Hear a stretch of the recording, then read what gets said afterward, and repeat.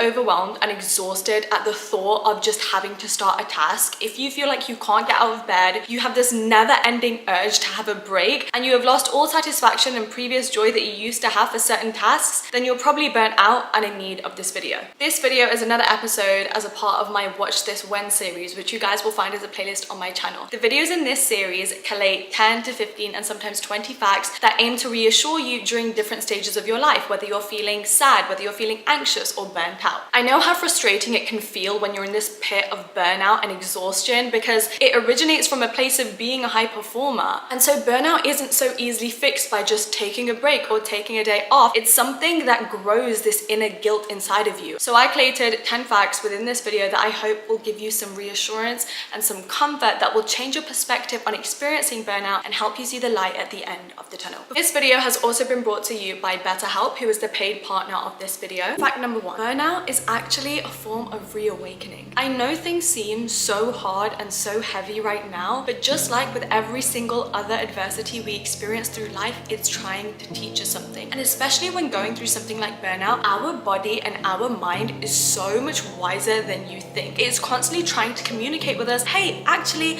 I don't feel great doing things this way. And so when you experience something like burnout, instead of focusing your attention on, I can't believe I can't get my tasks done, or why do I not have the energy to do this? Why do I give up so easily? Instead, you need to remember that this is your body's way of saying, I think we need to try something a slightly different way. Burnout is now your opportunity to gain so much new knowledge on how you really feel and how you should progress forward when it comes to your relationship with your personal life and your work life and how to balance both. You continuously beat yourself up for feeling in such a normal way when your work and your to-do list and all of the things you have to balance in your life consume you, but instead of running away from it, you need to embrace it, because this could actually be the start of something so good. The start of setting boundaries in your work life. The start of putting a stop to this endless need of perfection and showing up for every other person but yourself, and maybe instead the start of your real self-care and self-love journey, filling your cup first and learning how to live a different type of life that puts your happiness and your fulfillment at the front of it. Fact number 2, you have so much value that your productivity is like the least interesting thing about you. Burnout starts because our entire value is wrapped up in how much we feel we are able to accomplish. You are killing it in that field, absolutely, but you are good as you are without needing to get or achieve anything. Regardless of having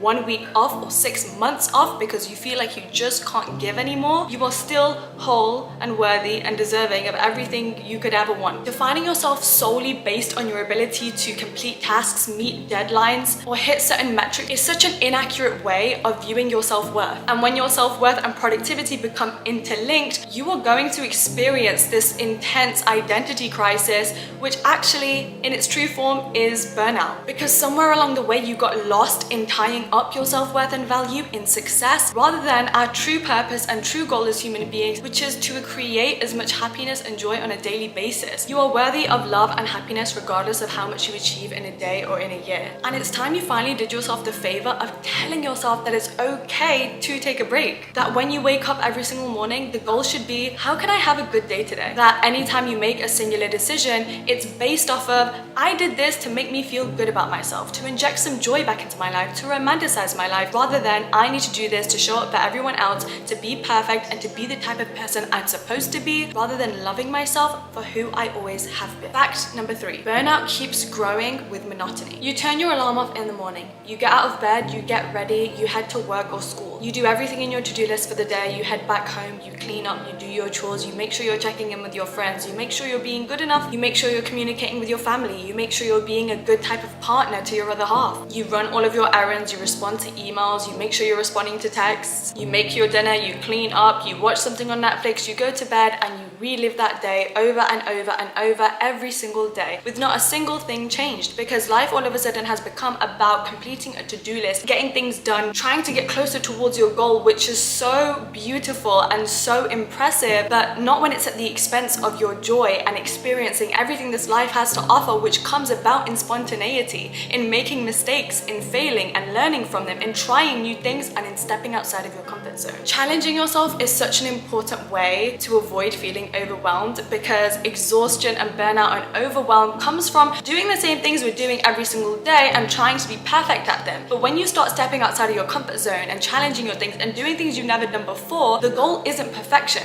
because we know we're not likely to succeed at things the first time we try them. Instead, the goal becomes about the experience, about actually living rather than surviving, which is what we've been stuck doing for so long, which is what got us to burnout in the first place. When you're doing the same repetitive tasks day after day without any opportunity for growth and learning and inner self-discovery, you're bound to feel burnt out. And it can honestly be the smallest thing, like changing up your appearance, walking a different way home, buying a new cookbook and trying new recipes for dinner, switching your night routine to reading or spending time outdoors rather than watching the same TV show every night. Switching up your routine will make such a drastic change to how you feel about yourself, but it starts with prioritizing yourself, scheduling that time, and moving things around to make sure that you can actually give that opportunity and time to yourself. 4. It's time for recontextualization. A lot of people think their endless to-do list or their high workload is the core reason for their burnout, but girl, I'm here to tell you it's not the to-do list itself, it's what you associate with the to-do list. It's how you feel and think about the to-do list, which then in turn influences your self-perception as a result of that to-do list. Looking at a to-do list and getting your tasks done is one thing. Looking at a to-do list, getting your tasks done, and then using that to influence whether you were good or bad that day is a completely different thing, which drains you and robs you of your energy and self-love every single day. And it's so unkind that we do this, because we associate what we got done as to whether or not it was a good or bad day, or how worthy we are of success as individuals based on how well we were doing that day, without ever taking into account what were our energy levels that day.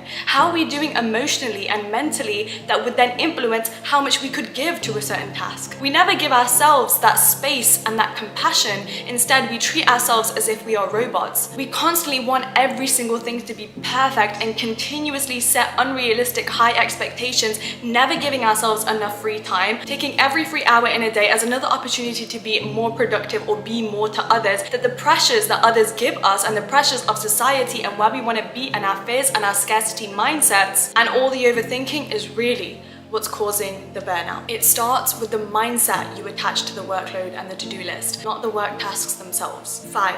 Take small steps. It's easy to fall into the trap of thinking that the key to recovering from burnout is to complete everything, is to be perfect, is to keep doing more and more and more and stop being so lazy and stop procrastinating on our goals, right? Wrong. Burnout is really a resilience issue, and it's a confidence issue. By taking certain tasks one step at a time, you can slowly show yourself that you can do these things, that you can be consistent every single day once you take the perfectionism, the results and the metrics out of it. Beating burnout is not going to be solved by taking a holiday, because the tasks are still going to be there, but changing up your schedule and telling yourself, I'm just going to do 20 minutes of emails. If I don't finish them, that's absolutely fine. And then repeating that every single day gives you that sense of achievement and hey, I'm actually showing up for myself every single day. If I don't have the emotional capacity that day, or I'm not feeling my best, I'm not at my 100%, then it's okay to leave this task unfinished. But the point is that I showed up for myself, which then creates this resilience, which burnout makes us feel like we have none of, because we're beating ourselves up over the fact that we couldn't show up that day. This way you're tackling burnout at the source rather than running away from it. And you can finally find the healthy balance in your life that separates work and success from personal joy. 6. You need to ask yourself what really aligns with your values, your purpose, and your ambitions in life, and what brings you joy. A lot of the time we experience burnout because we are constantly working towards and chasing something that doesn't really mean much to us. And when you're tirelessly working towards something you don't fully believe in or experience joy in, of course you're gonna feel so overwhelmed and drained every single day, because it facilitates the feeling of having no control over your own life. You are giving all of your time and all of your energy to something that isn't really serving you back. When you focus on the things that energize you and actually feel meaningful to you, you will feel a complete shift in your life. And this doesn't need to be a huge thing like quitting your job. It can be committing some more time every single week to your creative passions and hobbies, to really prioritize focusing on your happiness and your desires rather than meeting everybody else's. 7. It's always in the journey, never the destination. There are countless studies online that show something called arrival fallacy, which is when we actually don't don't get the expected satisfaction and joy from meeting our goals, but actually it was through the journey of getting them, the journey of growth, of motivation, of improving every single day, becoming someone we never thought we could be. That's where all of the joy lies. As human beings, we are wired to want to constantly work towards something, to achieve things, to build. And yes, of course, it's going to feel tiring on some days, but getting the thing is just gonna end up making you want to start building a new thing. And so instead of attaching all of your happiness and this idea of fulfillment and success to the very end goal, you need to start appreciating the progress and where you are now and the days it's taking to build the thing. That's not to say that every single day needs to be perfect and smiley and rainbows, but it's also in the days where you feel sad, where you don't know if you're gonna make it, where you feel like you have nothing left to give, and yet a few days later you get up and you keep on doing it. And you know that's gonna happen because you're sitting here right now watching this video to get yourself through feeling such a difficult emotion, the type of emotion that robs you of energy to do absolutely anything, and yet here you are still showing up for yourself, trying to find your way out to the other end so you can get back to your life and becoming the best version of yourself and giving yourself everything you could possibly want. In the past, every single day that you struggled or didn't know if you were going to make it through or didn't think you could be happy again or succeed again, you're still here, right? And you're still doing it. And every single time you thought you didn't know what to do, you ended up finding the solution. And guess what? That's just gonna keep repeating over and over and over throughout your life. So please take a look around now to appreciate how many hurdles you've already overcome and use that as reassurance in all of the hurdles you know you're going to continuously overcome. You need to prioritize shifting your mindset to appreciate your progress and all of the small wins rather than fixating on all of the progress you haven't even made yet. 8. It's time to let go of the hyper-independence. The weight of the entire world doesn't need to just fall on your shoulders. There are so many people out there that are waiting to help you, but you haven't even told them, and so they don't know how. But